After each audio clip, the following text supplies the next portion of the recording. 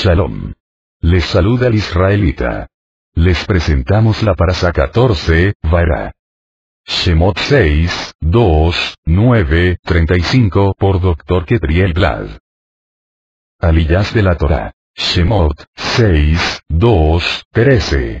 6, 14, 28, 6, 29, 7, 7, 7, 8, 8, 10, 8, 6, 8, 11, 22, 8, 7, 18, 8, 23, 19, 9, 16, 9, 17, 35, Maftir. 9, 33, 35, Haftarah. Ezequiel 28, 25, 29, 21, los escritos de emisarios. Lucas 2, 21, 5, 11, Aliyas de los escritos de emisarios. Lucas 2, 21, 40, 2, 41, 3, 11, 3, 12, 38, 4, 1, 30, 5, 31, 5, 11, Vaera. Significa y me mostré. Primera Aliyá, 6, 2, 13. Elohai le recuerda a Mosé que su nombre es Yahuwah y dice que no se dio a conocer con ese nombre a los patriarcas. Estableció su pacto con ellos para darles la tierra de Canaán donde peregrinaron. Además ha oído el gemido de los hijos de Israel por la esclavitud y se ha acordado de su pacto. Mosé recibe la orden de decir a los hijos de Israel que él es Yahuwah y que los sacará de la esclavitud de los egipcios para ser su pueblo y darles la tierra que juró a los patriarcas. Mosé habla con el pueblo pero no escucha. También tiene que hablar con Faraón. Pero Mosé pregunta cómo le va a escuchar Faraón si los hijos de Israel no le escuchan. Entonces Yahuwah ordena a Mosé y a Aarón en cuanto a los hijos de Israel y en cuanto a Faraón para sacar a los hijos de Israel de Egipto. Segunda Aliyá, 6, 14, 28. Reubén tenía 4 hijos. Shimón tenía 5. Leví tenía 3, Gersón, Kehat y Merari. Leví tuvo 137 años. Gersón tuvo 2 hijos. Amram fue hijo de Kehat junto con 3 más. Gersón tuvo 133 años. Merari tuvo 2 hijos. Amram tomó a Yochebed, su tía y ella dio a luz a Aarón y a Mosé. Amram tuvo 137 años. Coraj y el Psafán son primos de Aarón y Mosé. Aarón tomó por mujer a Eliseba y ella le dio a luz 4 hijos. Coraj tuvo 3 hijos. El hijo de Aarón, Elazar tuvo a Pinjas. Estos son Aarón y Mosé que hablaron a Faraón para sacar a los hijos de Israel de Egipto. Tercera Aliyá, 6, 29, 7, 7. Yahuwah le habla a Mosé y le dice: Yo soy Yahuwah. Di a Faraón, rey de Egipto, todo lo que yo te diga. Mosé le contesta y dice que es incircunciso de labios. ¿Cómo le va a escuchar Faraón? Yahuwah constituye a Mosé como Elohim para Faraón y a Aarón como profeta. Yahuwah endurecerá el corazón de Faraón para multiplicar los milagros en Egipto. Yahuwah pondrá su mano sobre Egipto y sacará a su pueblo. Y los egipcios sabrán que él es Yahuwah. Mosé y Aarón hacen como Yahuwah les mandó. Entonces Mosé tiene 80 años y Aarón 83. Cuarta Aliyá, 7, 8, 8, 10, 8, 6. Cuando Faraón pide que hagan un milagro a Aarón, tendrá que tomar su vara y echarla ante él para que se convierta en serpiente. Cuando lo hace, los magos de Egipto hacen lo mismo. Pero la vara de Aarón devora las varas de ellos. Faraón fortalece su corazón y no los hace caso, como Yahuwah ha dicho. Mosé tendrá que presentarse ante Faraón por la mañana, cuando vaya al río, y decirle en el nombre de Yahuwah que deje ir al pueblo. Como no ha querido escuchar, ahora conocerá que él es Yahuwah. Las aguas del río se convertirán en sangre y todos los peces morirán. Mosé dice a Aarón que extienda su mano sobre todas las aguas de Egipto. Cuando lo hace hay sangre por toda la tierra de Egipto. Pero los magos hacen lo mismo con sus ciencias ocultas, y Faraón fortalece su corazón y no hace caso, como Yahuwah ha dicho. Todos los egipcios cavan buscando agua. Pasan 7 días y Yahuwah dice a Mosé que vaya a Faraón y le diga: Así dice Yahuwah, deja ir a mi pueblo para que me sirva.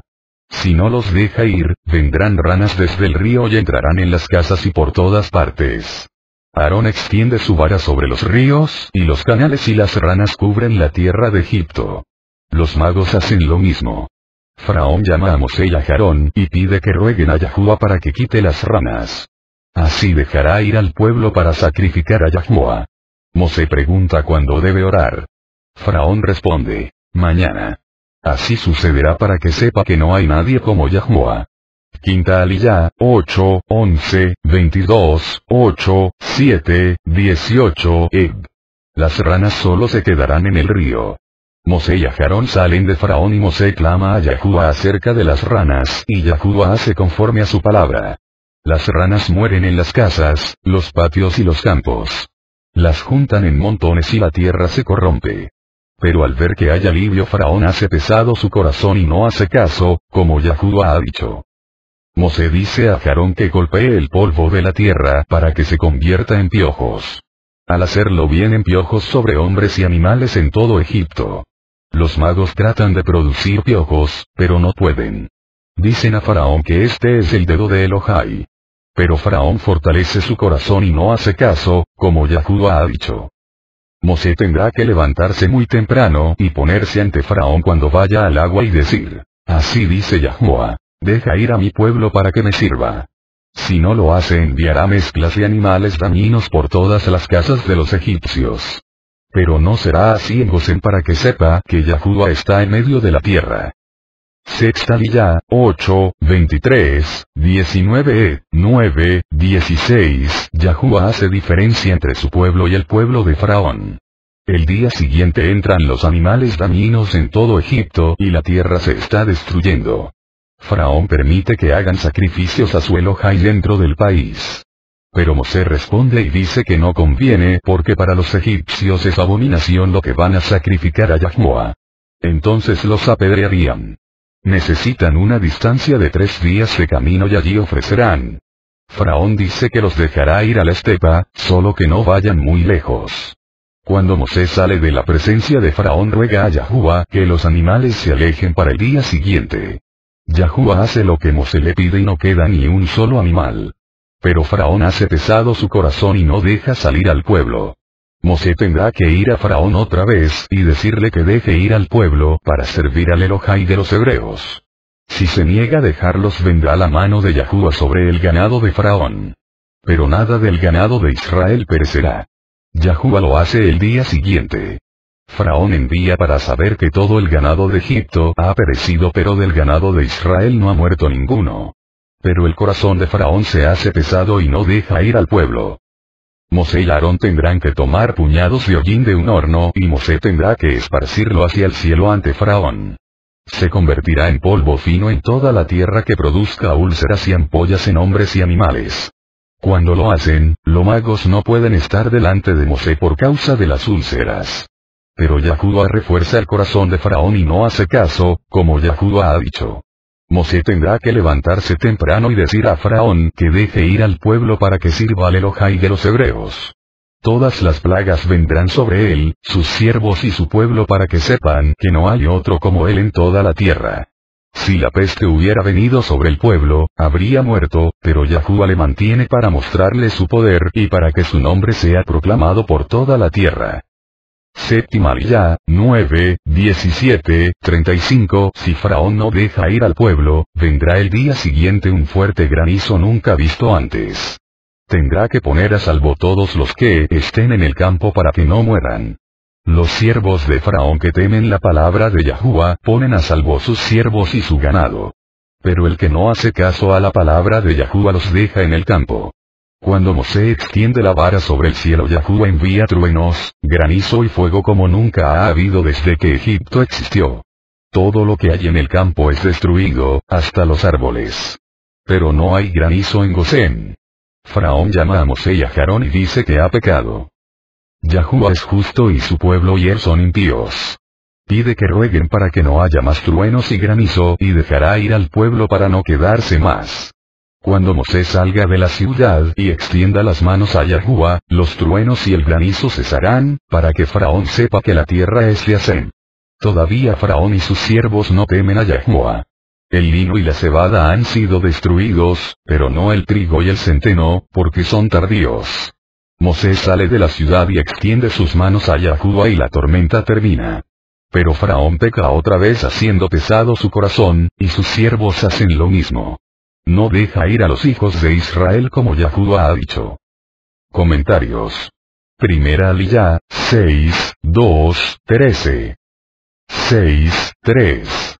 Y me aparecía a Abraham, a Yitzhak y a Jacob como Elohai Todopoderoso, mas por mi nombre, Yahuwah, no me di a conocer a ellos.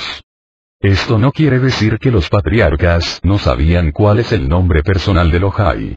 Desde Bereshit 2, 4 ha sido revelado el nombre sobre todo nombre, Yahuwah, y los patriarcas habían recibido la tradición oral desde Adán, compárese Bereshit 4, 1, 24, 31. Además encontramos que en Bereshit 4, 26. Los hombres empezaron a invocar el nombre de Yahuwah. En Bereshit 15, 2, Abraham está mencionando el nombre Yahuwah en su oración.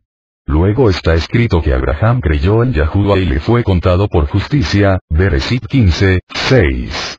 En Bereshit 17, 1 está escrito: cuando Abraham tenía 99 años, Yahuwah se le apareció, y le dijo: yo soy el Shaddai, anda delante de mí, y sé perfecto. Esto nos enseña que los patriarcas conocían el nombre de Yahuwah, compárese Bereshit 26, 21, 25. 28, 10, 16. Entonces, ¿cómo vamos a entender esta palabra? Rashi dice: aquí no está escrito no les di a conocer, sino no me di a conocer.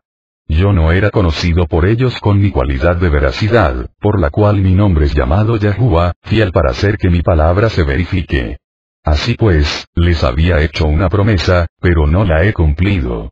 Tenemos que entender que la revelación de uno de los nombres de Yahuwah implica, no solamente el conocimiento de la pronunciación o escritura del nombre, sino la revelación de una parte de su carácter y la acción que viene como expresión de ese carácter.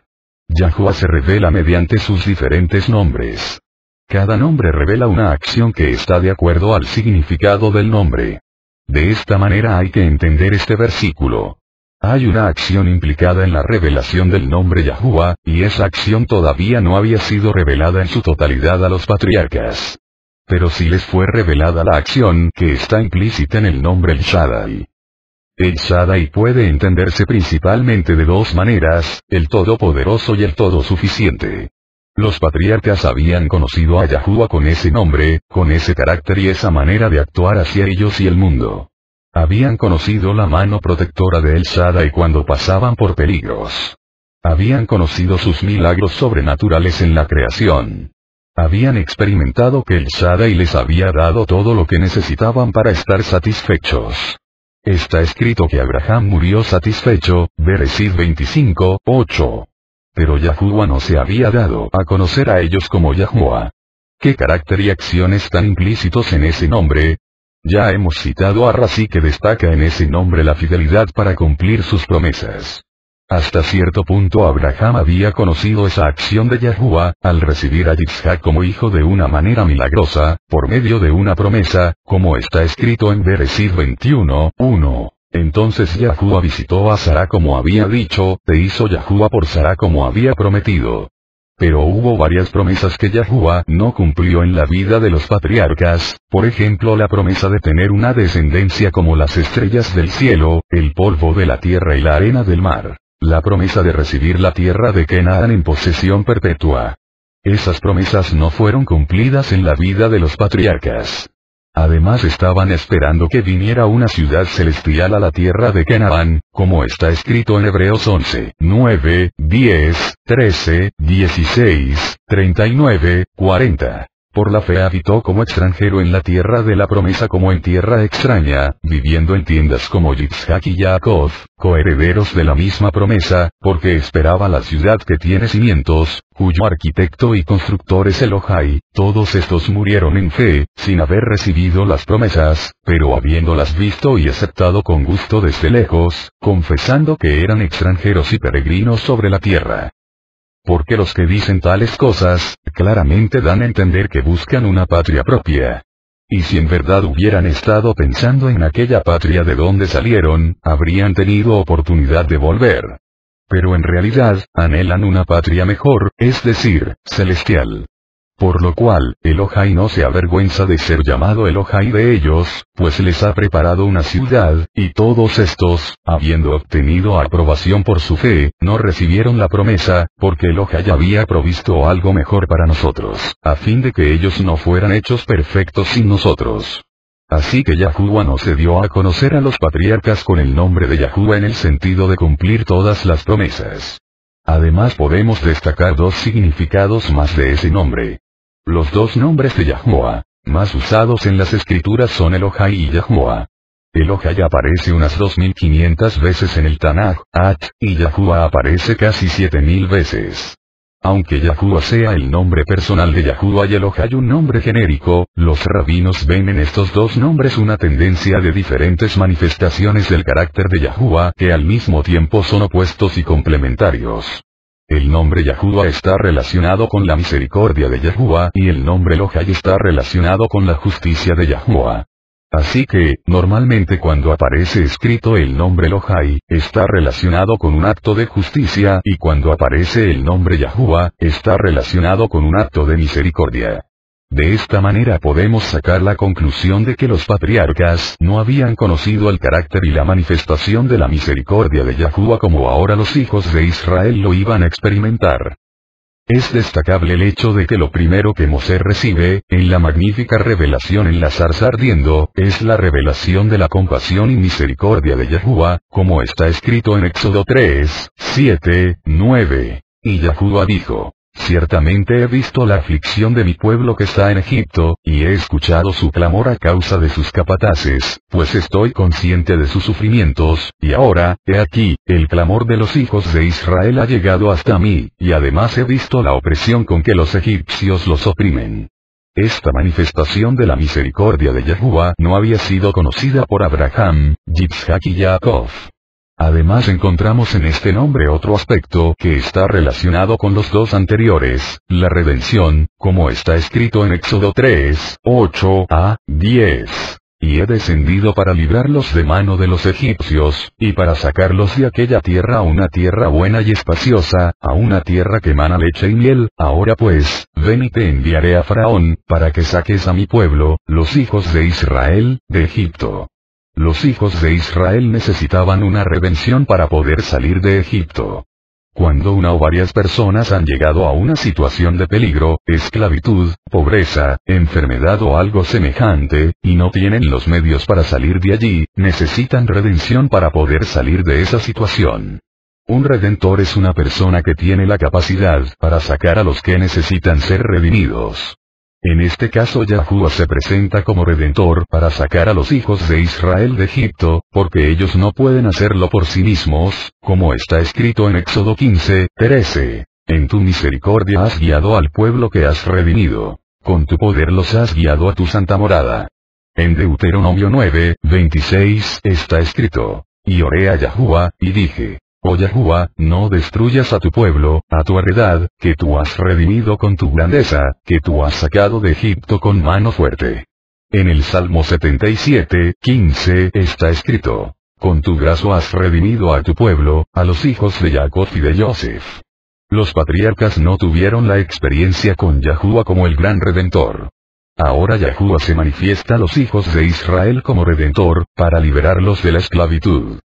Los hijos de Israel eran esclavos. Un esclavo no tiene el derecho de su propia vida, no es dueño de sí mismo. Otra persona es el dueño de él. Para nosotros es difícil entender esto porque no lo hemos vivido.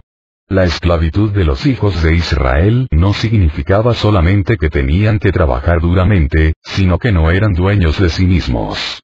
Pertenecían a Faraón. La Torá no revela en detalle cómo llegaron a ser esclavos.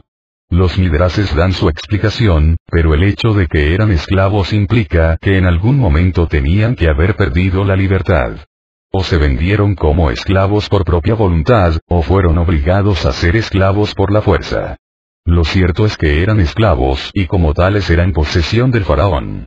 Esto implica que Yahuwah no podía sacarlos de Egipto sin el permiso de su dueño. Por eso vemos que Mosé no ordenó a Faraón dejar ir a los hijos de Israel para celebrar fiesta a Yahuwah, sino simplemente le pidió permiso, hasta rogando, como está escrito en Éxodo 5:3. Entonces ellos dijeron: el Elohai de los hebreos nos ha salido al encuentro. Déjanos ir, te rogamos, camino de 3 días al desierto para ofrecer sacrificios a Yahuwah nuestro Elohai, no sea que venga sobre nosotros con pestilencia o con espada. Jurídicamente Yahuwah no podía reclamar a los hijos de Israel porque estaban bajo la autoridad de Faraón y eran su posesión. Si Yahuwah los hubiera sacado sin el permiso de Faraón, sería un ladrón y no respetaría el principio de autoridad que él mismo ha establecido. Por esto Mosé tenía que pedir permiso hasta 7 veces para sacar a los hijos de Israel, compárese 5, 1, 7, 16. 8, 1, 7, 26, 20, 16, 9, 1, 10, 3. En ninguna de estas ocasiones está escrito que Yahuwah ordenó a Faraón que soltara al pueblo. Yahuwah no puede cometer ningún acto de injusticia, como está escrito en el Salmo 145, 17. Justo es Yahuwah en todos sus caminos, y bondadoso en todos sus hechos. Por otro lado, Elohim tenía toda la autoridad por encima de Faraón. Fue él quien le había puesto como rey en Egipto, compárese Romanos 13, 1, 6, delegándole parte de su autoridad. Por lo tanto, Elohai tiene el derecho de juzgar las acciones de Faraón, y esa también fue parte de la misión de Mosé, que actuaba como Elohim en este caso sobre el rey de Egipto. Las plagas vinieron porque el rey de Egipto, junto con su pueblo, no habían respetado las leyes de Yahuwah, que son para todos los hombres de la tierra. Mosé fue enviado con 2 propósitos principales: juzgar la autoridad que no estaba cumpliendo su función según la voluntad de aquel que la puso en su lugar, y redimir a los hijos de Israel de su esclavitud. De esta manera se revelan los 2 nombres Elohai y Yahuwah en esta obra. Elohai como el juez justo que dicta y ejecuta sentencias sobre un gobierno maligno, y Yahuwah como el misericordioso redentor que saca a su pueblo de la esclavitud. De la misma manera Yahuwah se ha manifestado en su Hijo Yahushua el ungido. Cuando él fue manifestado al mundo vino con los 2 propósitos: juzgar el príncipe de este sistema mundial y su pueblo, y sacar a los hijos de Israel de la esclavitud del pecado y de la muerte. En Yahushua es revelada la justicia de Elohai y la misericordia de Yahuwah. La muerte del Mashiach es la máxima revelación de la justicia de Elohai y la misericordia de Yahuwah. En su muerte fue condenado el pecado y el príncipe de este mundo fue juzgado y echado fuera. En su muerte fue manifestada la justicia de Elohai que no puede perdonar al pecador y declararlo inocente sin pagar por las consecuencias del pecado. En la muerte del Mashiach es manifestada la misericordia de Yahuwah para que todo aquel que crea en este sacrificio sustituto sea perdonado y redimido de la esclavitud del pecado y sus últimas consecuencias eternamente. 6, 8. Por tanto, di a los hijos de Israel: yo soy Yahuwah, y os sacaré de debajo de las cargas de los egipcios, y os libraré de su esclavitud, y os redimiré con brazo extendido y con juicios grandes. Y os tomaré por pueblo mío, y yo seré vuestro Elohai. Y sabréis que yo soy Yahuwah vuestro Elohai, que os sacó de debajo de las cargas de los egipcios. Y os traeré a la tierra que juré dar a Abraham, a Yitzhak y a Jacob, y os la daré por heredad. Yo soy Yahuwah. En este texto encontramos 7 promesas. Las 4 primeras de ellas están relacionadas con las 4 copas que se beben en la celebración de Pesaj, de la siguiente manera. 1. Los sacaré, primera copa llamada Kiddush, Kedusa. 2. Los libraré, segunda copa llamada Juicio. 3. Los redimiré, tercera copa llamada Redención o Bendición. 4. Los tomaré, cuarta copa llamada Alabanza. 5. Yo seré vuestro Elohai. 6. Los traeré. 7. Los la daré. 6, 12. Pero Mosé habló delante de Yahuwah, diciendo: he aquí, los hijos de Israel no me han escuchado. ¿Cómo, pues, me escuchará Faraón, siendo yo torpe de palabra? Esta es la 7ª vez que Mosé se opone a Yahuwah. 5 veces lo hizo ante la zarza ardiendo y 2 veces en Egipto, compárese 5, 22, 23. Torpe de palabra, literalmente obstruido de labios. La palabra hebrea que ha sido traducida como torpe es aral, que viene de arel que, según Razi, significa obstrucción. Lo que Mosé está diciendo es que sus labios están obstruidos de manera que no puede hablar con claridad. Según Razi, la palabra orla, la forma femenina de aral, siempre significa obstrucción. Tenemos un ejemplo en Jeremías 6:10, donde está escrito: a quienes hablaré y advertiré, para que oigan. He aquí, su oído está cerrado, arelá, y no pueden escuchar. He aquí, la palabra de Yahuwah les es oprobio, no se deleitan en ella. Encontramos otro ejemplo en Jeremías 9:25-26, donde está escrito: he aquí, vienen días, declara Yahuwah, en que castigaré a todo el que esté circuncidado solo en la carne. A Egipto, a Yehudá, a los hijos de Amón, a Moab y a todos los que se rapan las sienes, a los que habitan en el desierto. Porque todas las naciones son incircuncisas, Arelim, y toda la casa de Israel es incircuncisa de corazón, Arleilef. En este pasaje la incircuncisión del corazón significa que el corazón está bloqueado a la comprensión, insensible a los impulsos del Eterno. Hay otro ejemplo en Habacuc 2:16, donde dice: serás saciado de deshonra más que de gloria. Bebe tú también y muestra tu desnudez, ve Arel. Se volverá sobre ti el cáliz de la diestra de Yahuwah, y la ignominia sobre tu gloria. Razi traduce este texto: bebe tú también y obstrúyete, lo que significa: bebe y bloquea tu mente a causa de la embriaguez de la copa de maldición, veneno. En Levítico 19:23 está escrito: cuando entréis en la tierra y plantéis toda clase de árboles frutales, tendréis por prohibido su fruto, arlate marlató. Por 3 años os será prohibido, arelim. No se comerá. Esto significa, según Razi, que hay que aplicar a los árboles una obstrucción, es decir, una prohibición que impida que el hombre coma su fruto durante los 3 primeros años. El prepucio de la carne también es llamado orla porque es lo que cubre y obstruye parte del órgano sexual masculino.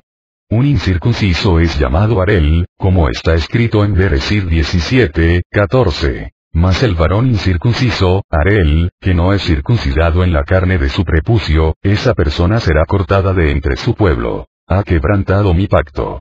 En Éxodo 12:48 está escrito: pero si un extranjero reside con vosotros y celebra el Pesaj a Yahuwah, que sea circuncidado todo varón de su casa, y entonces que se acerque para celebrarla, pues será como un nativo del país. Pero ninguna persona incircuncisa, arel, comerá de ella.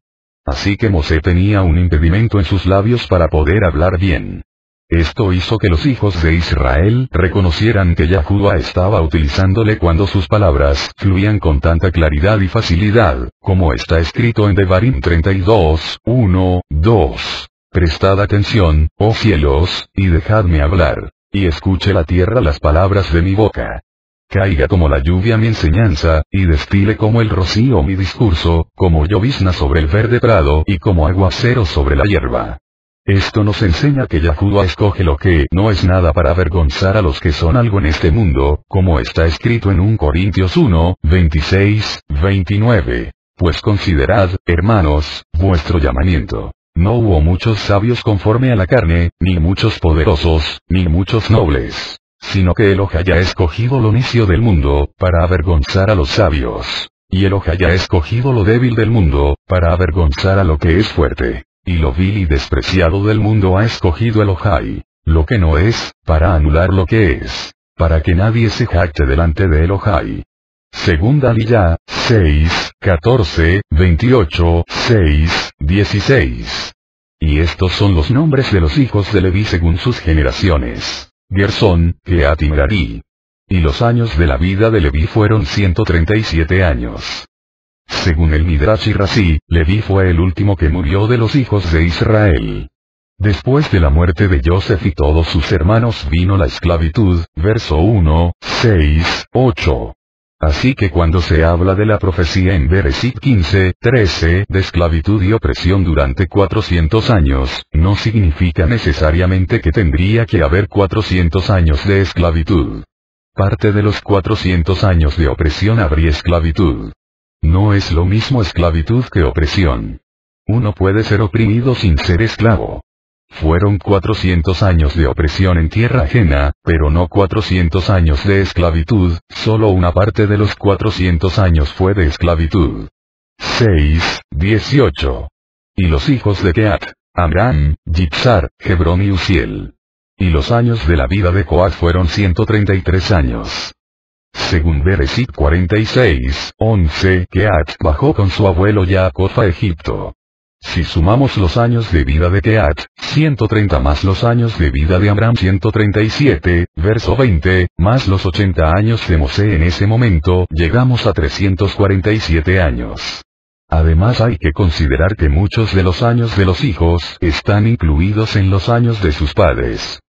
En Bereshit 15:13 está escrito, y dijo a Abraham, ten por cierto que tus descendientes serán extranjeros en una tierra que no es suya, donde serán esclavizados y oprimidos 400 años. ¿Cómo es posible que la profecía de Bereshit 15:13 hable de 400 años de opresión y esclavitud cuando la genealogía de los levitas no muestran tantos años de estancia en la tierra de Egipto? Vamos a considerar dos interpretaciones. Según Rashi, y otras muchas fuentes rabínicas, los 400 años empezaron a ser contados a partir del nacimiento de Yitzhak. En tal caso Yitzhak es considerado como parte de los descendientes de Abraham que iban a ser esclavizados y oprimidos durante 400 años en tierra extranjera. La tierra extranjera sería en este caso tanto la tierra de Canaán, donde vivió Yitzhak durante toda su vida, como la tierra de Egipto, donde bajó luego Jacob con sus hijos. Los rabinos cuentan que hubo una estancia en Egipto de solo 210 años. En Éxodo 12:40-41 está escrito, el tiempo que los hijos de Israel vivieron en Egipto fue de 430 años. Y sucedió que al cabo de los 430 años, en aquel mismo día, todos los ejércitos de Yahuá salieron de la tierra de Egipto. Si la teoría de Rashi es correcta, esta palabra tendría que ser traducida de la siguiente manera. La estadía de los hijos de Israel durante la que habitaron en Egipto fue de 430 años. Otra traducción dice, y la permanencia de los hijos de Israel en Egipto fue de 430 años. Esta última traducción tiene un comentario abajo que dice que los 400 años empezaron a contarse desde el sacrificio de Bereshit 15, y no desde el nacimiento de Yitzhak, como dice Rashi, y que incluyen todos los países de las peregrinaciones de los patriarcas. Vamos a ver algunos argumentos que desafían la interpretación de los rabinos que acabamos de presentar. Primero, el texto de Bereshit 15 no dice que los descendientes de Abraham iban a estar oprimidos en varios países, sino en un solo país, serán extranjeros en una tierra que no es suya. Cuando Abraham tenía 100 años nació Yitzhak. Si los 400 años empezaron a ser contados desde el nacimiento de Yitzhak, los 430 años mencionados en Éxodo 12 empezarían a contarse 30 años antes. Entonces Abraham tenía 70 años y todavía residía en Harán, según Bereshit 12:4, donde está escrito. Entonces Abraham se fue tal como Yahuá le había dicho, y Lot fue con él. Y Abraham tenía 75 años cuando partió de Harán. La palabra de Éxodo 12:40 dice que un periodo de 430 se completó para los hijos de Israel cuando salieron de Egipto. Si los hijos de Israel habían existido durante 430 años cuando salieron de Egipto, ¿cómo es posible que el cómputo de los 400 años se iniciaron desde el nacimiento de Yitzhak? En tal caso Abraham sería llamado hijos de Israel estando en Harán, 5 años antes de su llegada a la tierra de Canaán por primera vez. El libro de Yazar cuenta que Abraham hizo varios viajes a la tierra de Canaán antes del relato de Bereshit 12. Pero aunque fuera así no se puede considerar nuestro padre Abraham como hijos de Israel como dice la escritura. Así que habrá que buscar otra explicación a la falta de años en la genealogía de los levitas. En la genealogía de Lucas 3:36 aparece el nombre Cainán entre Shelah y Arfaxad. En el texto masorético no aparece ese nombre en Bereshit 11:12-13. Sin embargo el nombre aparece en el texto de la Septuaginta, y, según he sido informado, también en los manuscritos del Qumrán. Tengamos en cuenta que la palabra ben, hijo no necesariamente significa hijo directo, sino descendiente. puede ser nieto o bisnieto, etc. Yahushua es el hijo de David, es decir, descendiente directo del rey David. En las genealogías que aparecen en varios lugares de las escrituras, es posible que haya saltos entre generaciones. Es por lo tanto posible que haya un salto entre Keat, hijo de Leví, y Amram, padre de Mosé. Amram, ciertamente, es hijo de Keat, en el sentido de Ben, pero es muy posible que no sea hijo directo, sino uno de sus descendientes. De esta manera podrían cuadrar los 430 años de estancia en Egipto desde que entró Jacob con 130 años de edad, junto con todos sus hijos, el día 15 del mes de Aviv. El cómputo de años que hay en el mundo judío dice que estamos en el año 5770 desde la creación de Adán, 2010. Este cálculo está basado en la teoría de que los hijos de Israel estuvieran en Egipto durante 210 años. Si estuvieron en Egipto durante 430 años, hay una diferencia de 220 años, 430, 210, igual 220. Si añadimos 220 años a los 5770 llegamos a 5990. Aunque este cálculo no es 100% correcto, concuerda más con el tiempo en que vivimos, según los profetas, es decir, cerca del año 6000. En el año 6001 empezará el reino mesiánico en la tierra. Ahora, durante el tiempo desde la división del reino con el hijo del rey Shlomo hasta la invasión del imperio babilónico, había momentos de gran apostasía en los dos reinos de Israel, y por lo tanto no fue registrado adecuadamente el paso del tiempo. Según el pastor húngaro Josef Ladó, la cronología judía cuenta de entre 200 a 240 años entre la construcción del templo de Shlomo, compárese un Reyes 6, 1, y el cautiverio babilónico.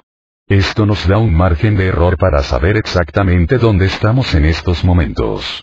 Lo cierto es que no queda mucho tiempo hasta el regreso de Mashiach y la llegada del reino mesiánico.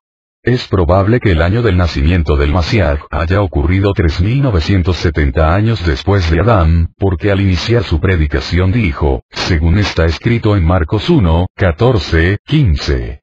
Después que Yohanan había sido encarcelado, Yahushua vino a Galil proclamando el buen mensaje de Elohai, y diciendo, el tiempo se ha cumplido y el reino de Elohai se ha acercado. Arrepentíos y creed en el buen mensaje. La expresión el tiempo se ha cumplido alude a los 4000 primeros años de historia humana y el inicio de la era mesiánica en el año 4001. Según el Talmud, la historia del mundo está dividida de la siguiente manera. 2000 años con desolación, desde Adán hasta Abraham, 2000 años con Torah, desde Abraham hasta el Mashiach, 2000 años la edad mesiánica, desde la primera venida del Mashiach hasta su regreso, la era mesiánica, 1000 años de remisión, el reino mesiánico, después el mundo será renovado, nuevos cielos y nueva tierra. Según este cuadro concuerda mejor la interpretación de 430 años de estancia en Egipto que la de los 210 años. Tercera Aliyá, 6, 29, 7, 7, 7, 3. Pero yo endureceré el corazón de Faraón para multiplicar mis señales y mis prodigios en la tierra de Egipto. El endurecimiento del corazón de Faraón no es debido a una decisión predeterminada de Yahuwah, porque violaría el principio de la libertad para elegir. Yahuwah le dio muchas oportunidades a Faraón para arrepentirse de su pecado, según está escrito en 2 Pedro 3, 9. Yahuwah no se tarda en cumplir su promesa, según algunos entienden la tardanza, sino que es paciente para con vosotros, no queriendo que nadie perezca, sino que todos vengan al arrepentimiento. En 1 Timoteo 2, 4 está escrito, el cual quiere que todos los hombres sean salvos y vengan al pleno conocimiento de la verdad. Rambam escribe, no pienses lo que dicen los necios de las naciones del mundo, como también la mayoría de los indoctos de Israel, que el Kadosh, bendito es, decreta desde el principio de su creación, si el hombre va a ser justo o malvado, así no es, no hay nadie que le obligue, que le imponga o que lo arrastre hacia cualquiera de estos dos caminos, sino que él mismo y por su propia decisión, se inclina hacia el camino que desee. Yahuwah le dice a Mosé que él va a endurecer el corazón de Faraón para multiplicar sus señales y prodigios. Sin embargo, vemos como Yahuwah no endurece el corazón de Faraón hasta después de haber pasado 5 plagas. Durante las 5 primeras plagas que, según el Midrash, duraron 5 meses, fue el mismo Faraón que fortaleció su corazón para no hacer caso a la palabra de Yahuwah. En Éxodo 4:21, Yahuwah dice que él va a fortalecer el corazón de Faraón. La palabra hebrea es Hazak, que significa hacerse ser fuerte, tener valor, endurecerse. Yahuwah prometió fortalecer el corazón de Faraón para que él siguiera en su decisión rebelde y no perdiera esa fuerza para resistir a Yahuwah. Si Yahuwah no hubiera fortalecido su interior, no podría haber hecho los últimos grandes milagros ante todo el mundo. Así que Yahuwah se aprovechó de la obstinación de Faraón cuando él ya había tomado la decisión de ir por el camino rebelde. En Éxodo 7:3, vemos como Yahuwah dice que va a endurecer el corazón de Faraón. La palabra hebrea es kazá, que significa ser duro, difícil. Es la única vez que la palabra endurecer aparece en relación con Faraón. En las primeros 5 plagas vemos cómo Faraón fortalece su propio corazón en su rebeldía. En Éxodo 7:13, 22, 8, 19, 8, 15 en el hebreo, 9, 12, 35, 10, 20, 27, 11, 10. 14, 4, 8, 17. Se encuentra la palabra Hazak, fortalecer.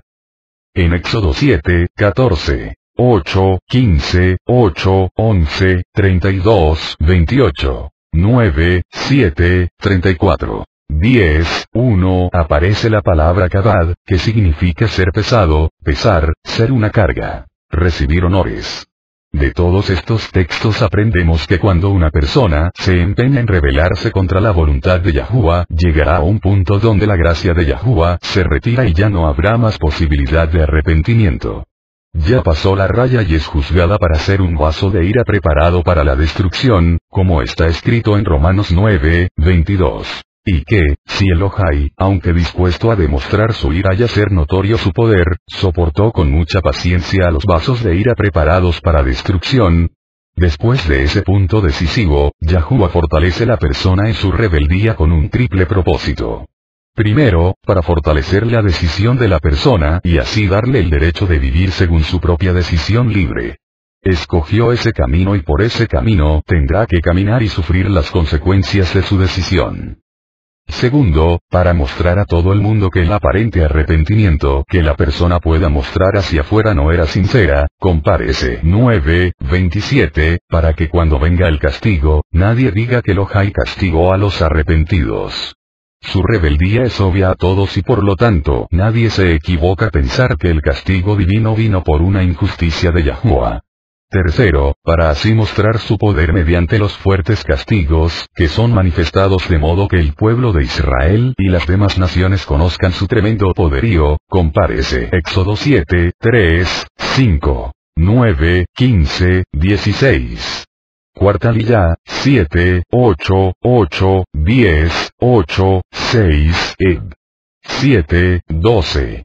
Pues cada uno echó su vara, las cuales se convirtieron en serpientes. Pero la vara de Ajarón devoró las varas de ellos. No dice que fue la serpiente de Ajarón que devoró las serpientes de ellos. De allí el Talmud y el Midrash enseñan que después de haberse convertido otra vez en vara, devoró las varas de los demás. Esto muestra la superioridad del poder de Yahuwah sobre el poder mágico que viene de los demonios. 7:15 Preséntate a Faraón por la mañana cuando vaya al agua, y ponte a orillas del río para encontrarte con él. Y toma en tu mano la vara que se convirtió en serpiente. Rashi cita el Midrash y dice que Faraón solía salir muy temprano por la mañana para evacuar sus órganos en el río para que la gente no se diera cuenta de que era un hombre normal. Él decía que era un dios y por eso no necesitaba hacer sus necesidades. Yahuwah usó a Mosé para juzgar todos los dioses de Egipto, según está escrito en Éxodo 12:12. Porque esa noche pasaré por la tierra de Egipto, y heriré a todo primogénito en la tierra de Egipto, tanto de hombre como de animal, y ejecutaré juicios contra todos los dioses de Egipto. Yo soy Yahuwah. Lo primero que Mosé atacó fueron los poderes mágicos de Egipto. Luego sigue atacando uno por uno de los dioses de los egipcios. En la primera plaga fue atacado el mismo faraón que se dijo ser un dios, y Mosé le descubrió en su humanidad de tener que ir al río para hacer sus necesidades como cualquier hombre. 7:16. Y dile, Yahuwah, el Elohai de los hebreos, me ha enviado a ti. Hay tres términos que son utilizados en las escrituras para hablar del pueblo escogido: hebreos, hijos de Israel y judíos. Abraham fue el primer hebreo, según Bereshit 14:13. Desde entonces todos sus descendientes por vía de Yitzhak y Jacob también son llamados hebreos.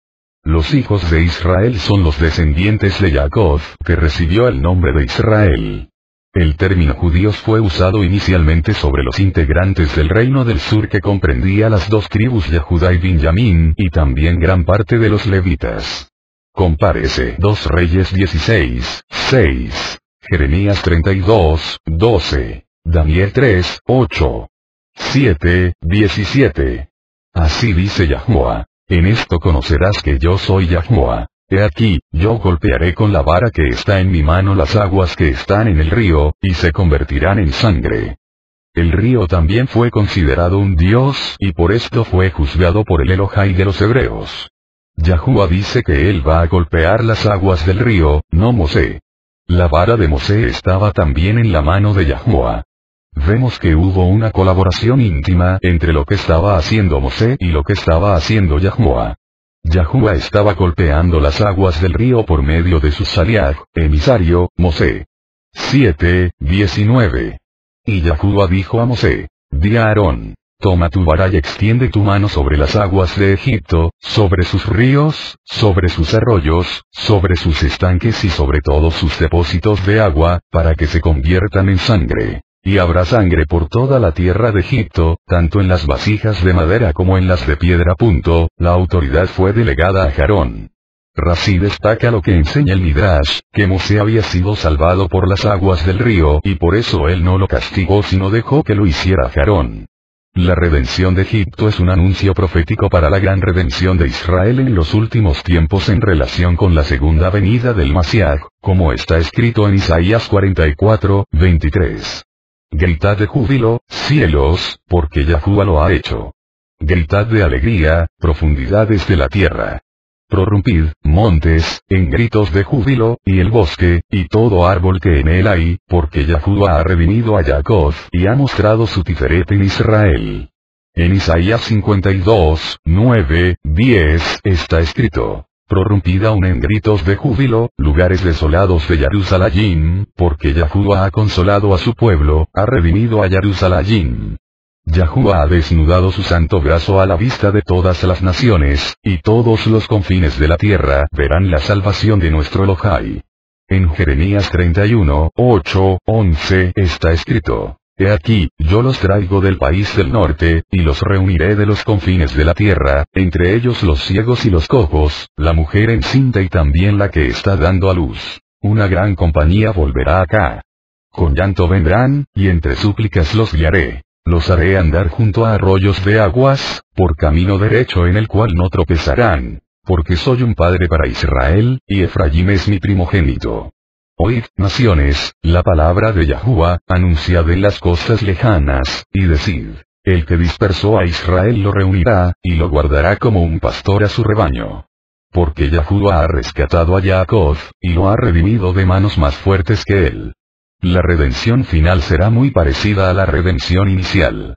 Como en la redención inicial pasaron por el mar, así será también durante la redención final, como está escrito en Zacarías 10:8-12. Y les silbaré para reunirlos, porque los he redimido, y serán tan numerosos como eran. Cuando yo los esparce entre los pueblos, aun en lejanas tierras se acordarán de mí, y vivirán con sus hijos, y volverán.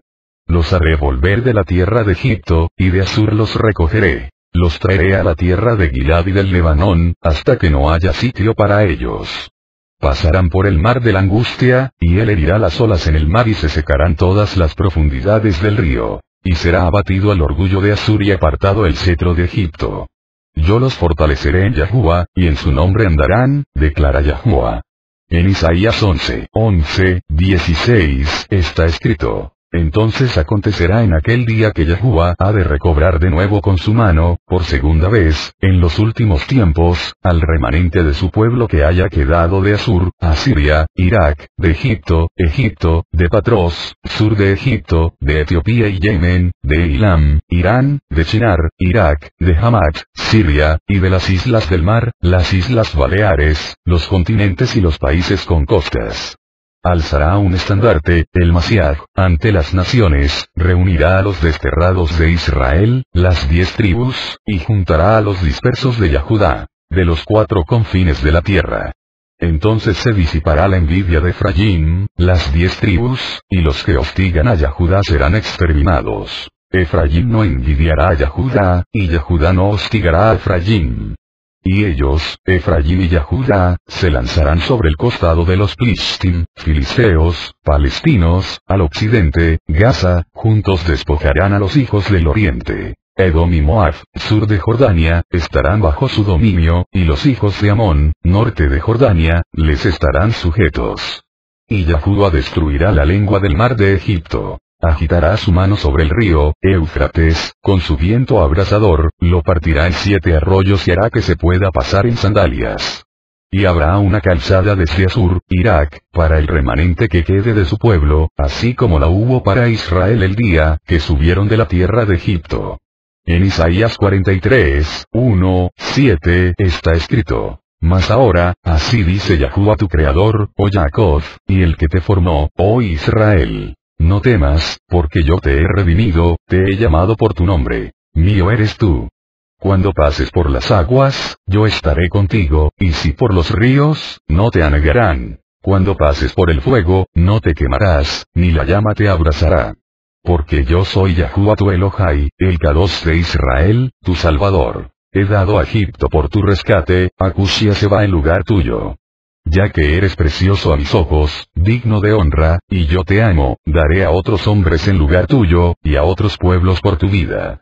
No temas, porque yo estoy contigo. Del oriente traeré tu descendencia, y del occidente te reuniré. Diré al norte, entrégalos. Y al sur, no los retengas.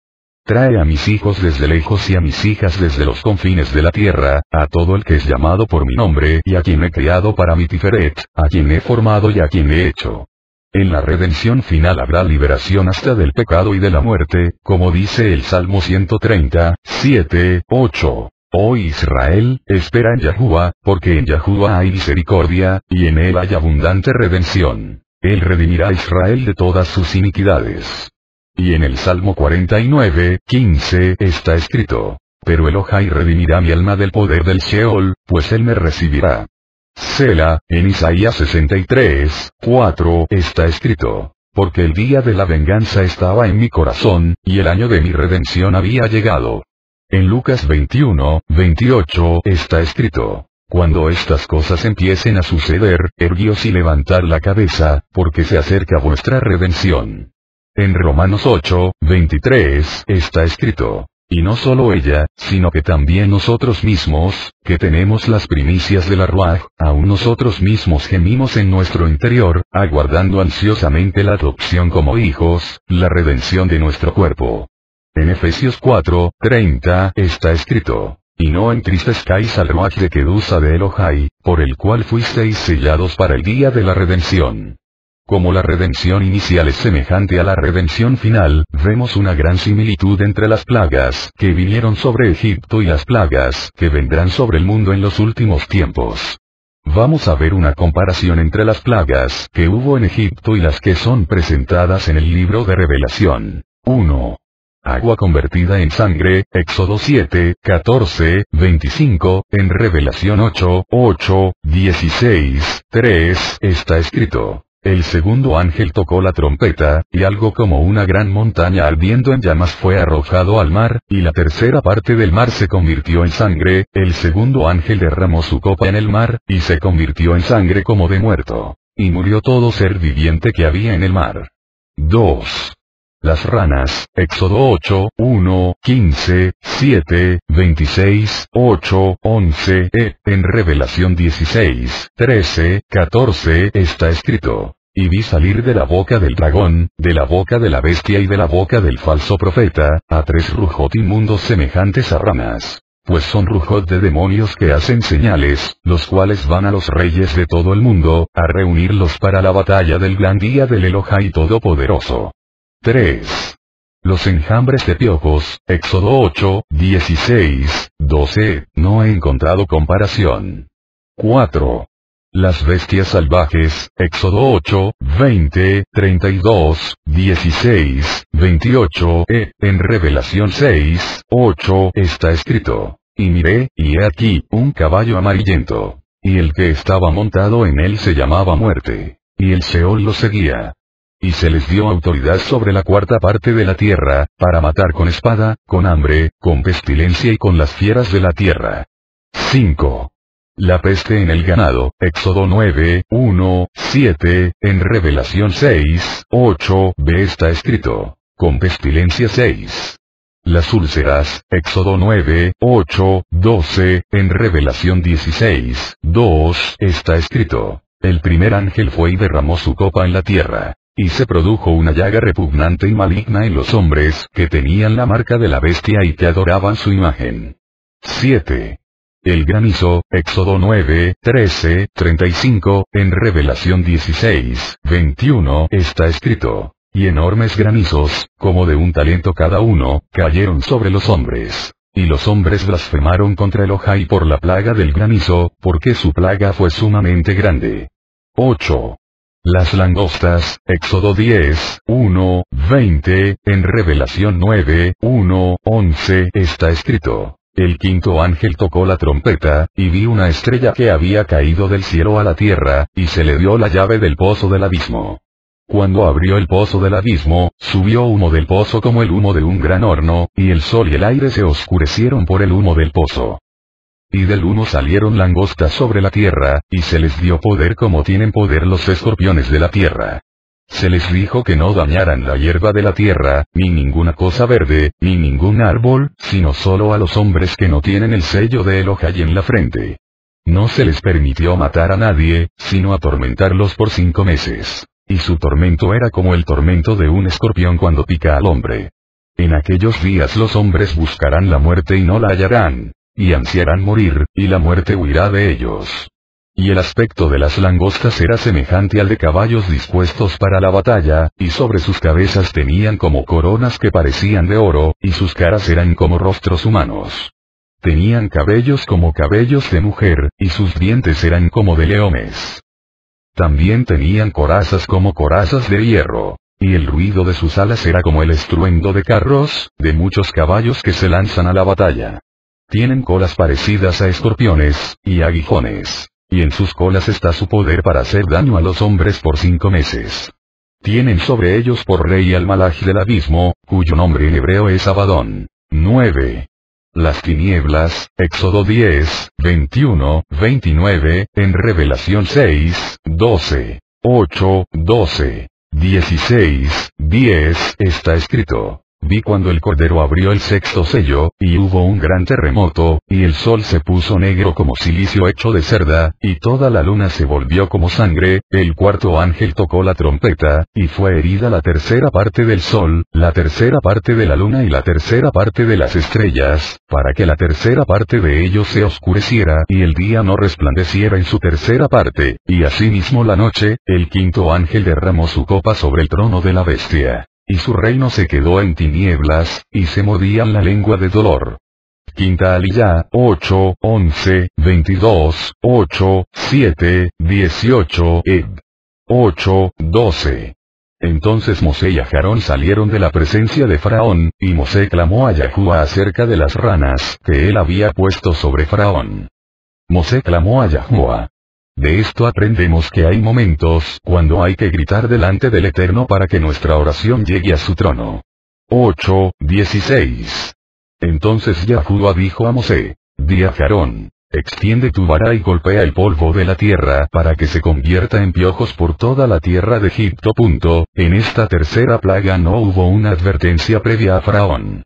Si se dividen las 9 primeras plagas en 3 grupos, vemos como las 2 primeras de cada grupo fueron anunciadas previamente ante Faraón, pero no la última de cada grupo. 8:18. Y los magos trataron de producir piojos con sus encantamientos, pero no pudieron. Hubo, pues, piojos en hombres y animales. Finalmente los magos tuvieron que reconocer que el poder de Yahuwah es mayor que el de ellos.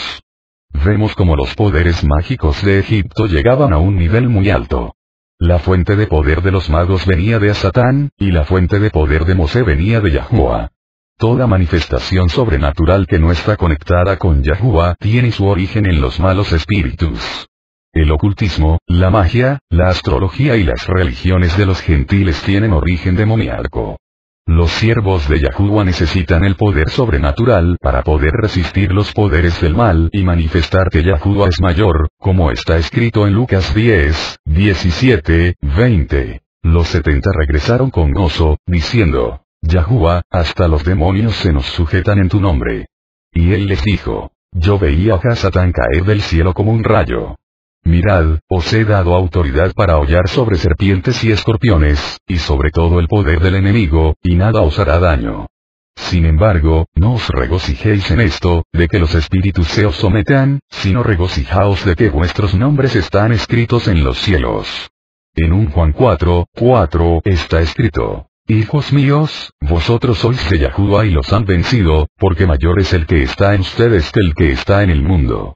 En Marcos 16:17-18 está escrito: y estas señales acompañarán a los que han creído. En mi nombre echarán fuera demonios, hablarán en nuevas lenguas. Tomarán serpientes en las manos, y aunque beban algo mortífero, no les hará daño. Sobre los enfermos pondrán las manos, y se pondrán bien. En Juan 14:12-13 está escrito: en verdad os digo, el que cree en mí, las obras que yo hago, él las hará también. Y aún mayores que éstas hará, porque yo voy al Padre. Y todo lo que pidáis en mi nombre, lo haré, para que el Padre sea exaltado en el Hijo. 8:22. Mas en aquel día yo pondré aparte la tierra de Gosén en la que mora mi pueblo, para que no haya allí mezclas de bestias salvajes, a fin de que sepas que yo, Yahuwah, estoy en medio de la tierra. Vemos como el pueblo escogido es guardado en medio de los grandes juicios de Yahuwah. Así será también en los últimos tiempos. Ya han empezado los dolores de parto para el nacimiento del siglo venidero con falsos predicadores ungidos, guerras, terrorismo, hambre, plagas, señales en los cielos, terremotos y grandes olas del mar, como está escrito en Mateo 24:5-8. Porque muchos vendrán en mi nombre, diciendo: yo soy el ungido, y engañarán a muchos. Y habréis de oír de guerras y rumores de guerras. Cuidado. No os alarméis, porque es necesario que todo esto suceda. Pero todavía no es el fin. Porque se levantará nación contra nación, y reino contra reino, y en diferentes lugares habrá hambre y terremotos. Pero todo esto es solo el comienzo de dolores de parto. En Lucas 21:10, 11, 25, 26 está escrito: entonces les dijo: se levantará nación contra nación y reino contra reino. Habrá grandes terremotos, y plagas y hambres en diversos lugares. Y habrá terrores, terrorismo, y grandes señales del cielo, y habrá señales en el sol, en la luna y en las estrellas, y sobre la tierra, angustia entre las naciones, perplejas a causa del rugido del mar y de las olas, desfalleciendo los hombres por el temor y la expectación de las cosas que vendrán sobre el mundo, porque las potencias de los cielos serán sacudidas. Pero en medio de todo esto hay un pueblo que ha aprendido a confiar en Yahuwah, y no sufrirá de la misma manera como los que no son pueblo de Yahuwah.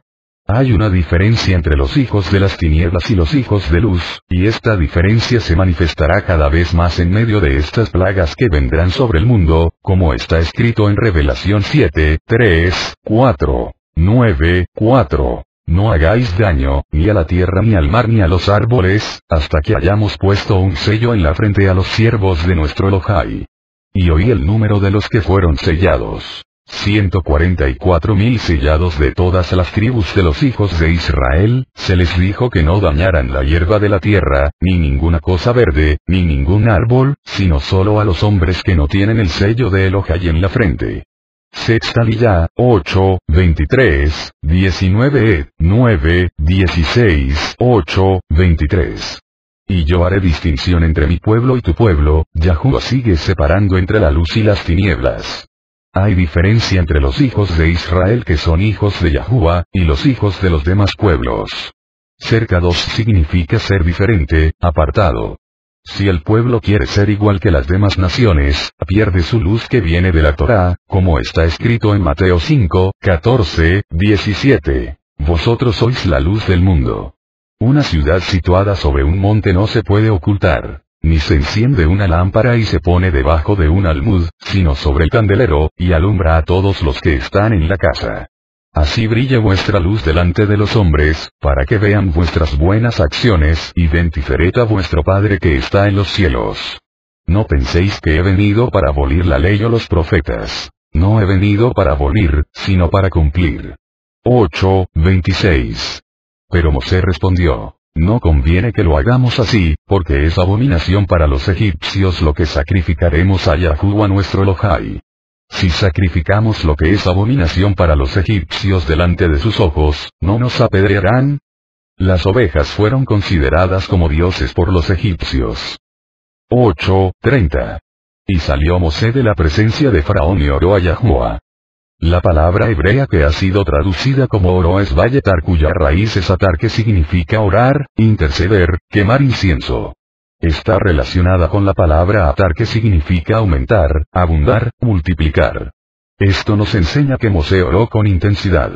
La oración eficaz tiene que ser hecha con fervor, como está escrito en Lucas 18, 1, 8. Y les refería una parábola para enseñarles que ellos debían orar en todo tiempo, y no desfallecer, diciendo: había en cierta ciudad un juez que ni temía a Elohai ni respetaba a hombre alguno. Y había en aquella ciudad una viuda, la cual venía a él constantemente, diciendo: hazme justicia de mi adversario. Por algún tiempo él no quiso, pero después dijo para sí: aunque ni temo a Elohai, ni respeto a hombre alguno, sin embargo, porque esta viuda me molesta, le haré justicia. No sea que por venir continuamente me agote la paciencia. Y Yahuwah dijo: escuchad lo que dijo el juez injusto. ¿Y no hará Elohai justicia a sus escogidos, que claman el día y noche? ¿Se tardará mucho en responderles? Os digo que pronto les hará justicia. No obstante, cuando el Hijo del Hombre venga, hallará fidelidad en la tierra. En Jacobo 5, 16, b, 18 está escrito: la oración intensa del justo puede lograr mucho. Eliyahu era un hombre de pasiones semejantes a las nuestras, y oró fervientemente para que no lloviera, y no llovió sobre la tierra por 3 años y 6 meses. Y otra vez oró, y el cielo dio lluvia y la tierra produjo su fruto. Tanto Mosé como Eliyahu oraban según la voluntad de Yahuwah. A pesar de ello necesitaban orar con fervor e intensidad para que el Eterno hiciera según su voluntad. Nuestro Rebbe nos enseña que debemos ser como la viuda molesta en nuestras oraciones. El que no ora con esta kavaná, intensidad, fervor, no atraviesa las barreras ruajim que hay en los aires para que la oración llegue con fuerza hasta el trono.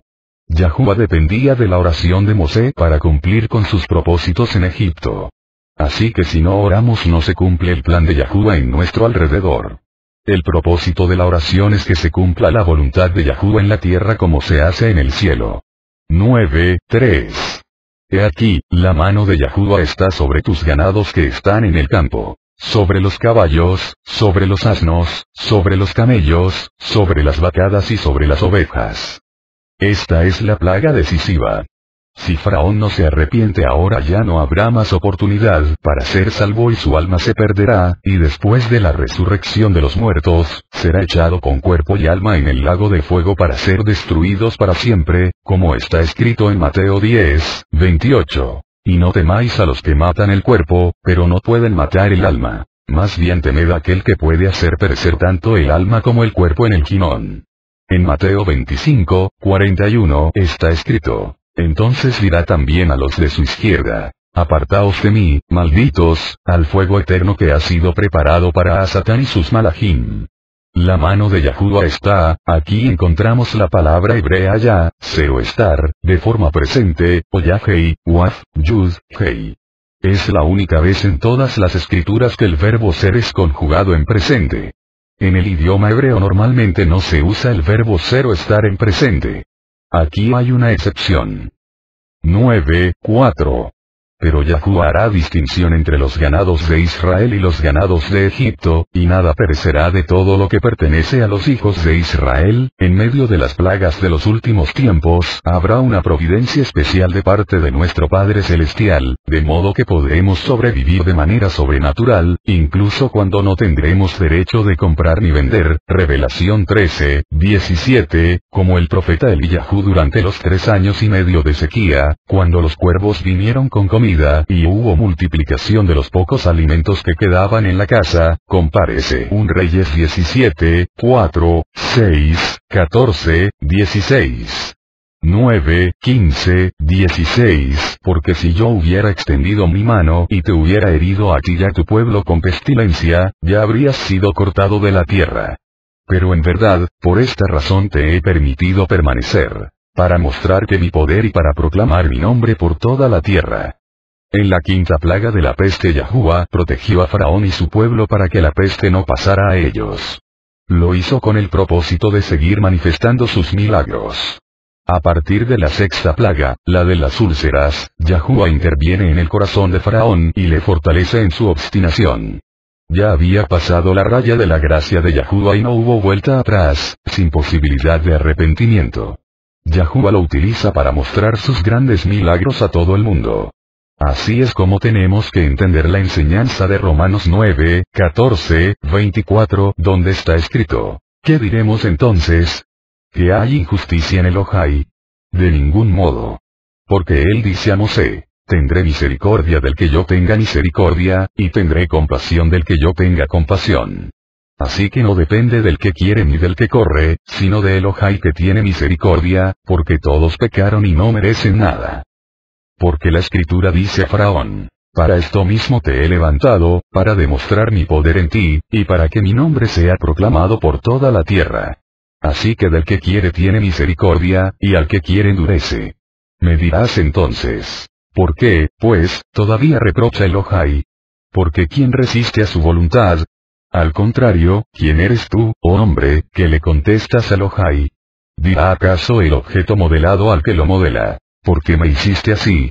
¿O no tiene el alfarero derecho sobre el barro de hacer de la misma masa un vaso para uso honorable y otro para uso ordinario? ¿Y qué, si Elohai, aunque dispuesto a demostrar su ira y hacer notorio su poder, soportó con mucha paciencia a los vasos de ira preparados para destrucción? Lo hizo para dar a conocer las riquezas de su gloria sobre los vasos de misericordia, que de antemano él preparó para gloria, es decir, nosotros, a quienes también llamó, no solo de entre los Yahudim, sino también de entre los gentiles. Al traducir que Faraón fue levantado, corremos el riesgo de entenderlo como si el Faraón fue levantado como rey.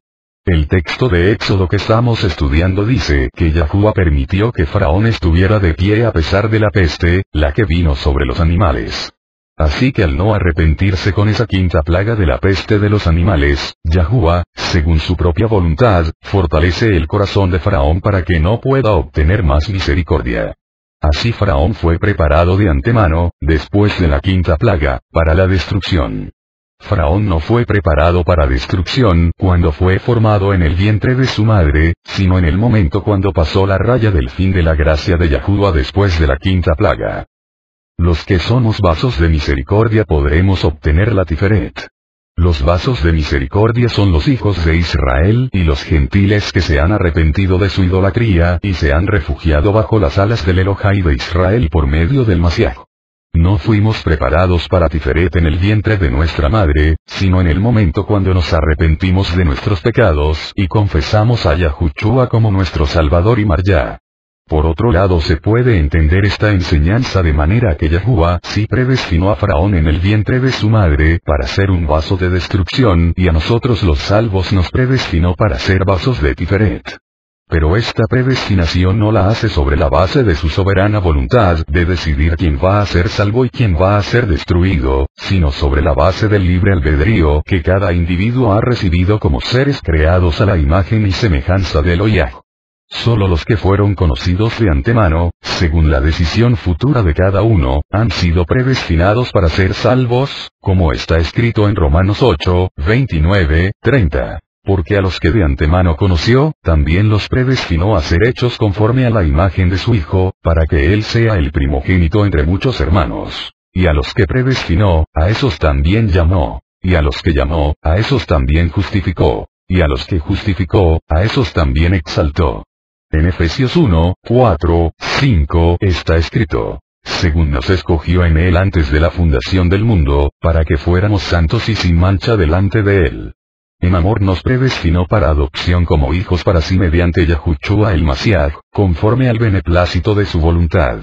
A base de la decisión futura del propio individuo, Yahuwah puede predestinarnos para ciertas tareas, como dice Gálatas 1, 15, 16. Pero cuando Elohai, que me apartó desde el vientre de mi madre y me llamó por su gracia, tuvo a bien revelar a su Hijo en mí para que yo le anunciara entre los gentiles, no consulté enseguida con carne y sangre. En Jeremías 1, 5 está escrito: antes que yo te formara en el seno materno, te conocí, y antes que nacieras, te consagré, te puse por profeta a las naciones.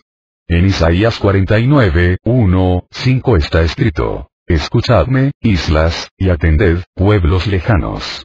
Yahuwah me llamó desde el seno materno, desde las entrañas de mi madre mencionó mi nombre, y ahora dice Yahuwah, el que me formó desde el seno materno para ser su siervo, para hacer que Jacob vuelva a él y que Israel se reúna con él, porque honrado soy a los ojos de Yahuwah y mi Elohai ha sido mi fortaleza. De esta manera podríamos decir que Faraón fue formado en el vientre de su madre con las cualidades necesarias para poder ser rey de Egipto y poder tener esa fuerza de resistencia que es necesaria para oponerse ante el poder de Yahuwah. Es cierto que Yahuwah no desea la muerte de nadie, compárese Ezequiel 18, 32, sino más bien que se arrepienta de su pecado y sea salvo para la eternidad. Pero si la persona no quiere ser salva, Yahuwah respeta su decisión y la prepara para ser un vaso de ira y destrucción, es decir, saca provecho de su creación lo que pueda, al igual que en una casa hay vasos de deshonra que sirven durante un tiempo, pero luego son destruidos. Séptima Aliyá, 9, 17, 35, 9, 28.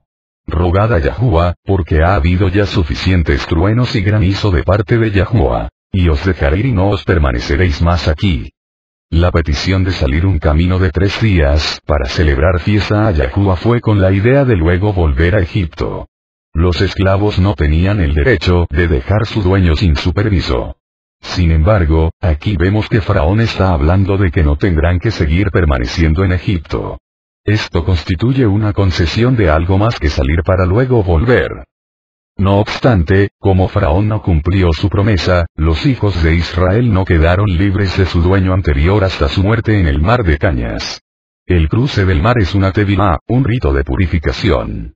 Este rito simboliza, entre otras cosas, la muerte y la resurrección. También es una manera de pasar de un señor a otro. Cuando las novias Yahudim pasan por la mikvé, acumulación de aguas purificadoras, antes de entrar en el pacto matrimonial, pasan de estar bajo la autoridad de su padre a estar bajo la autoridad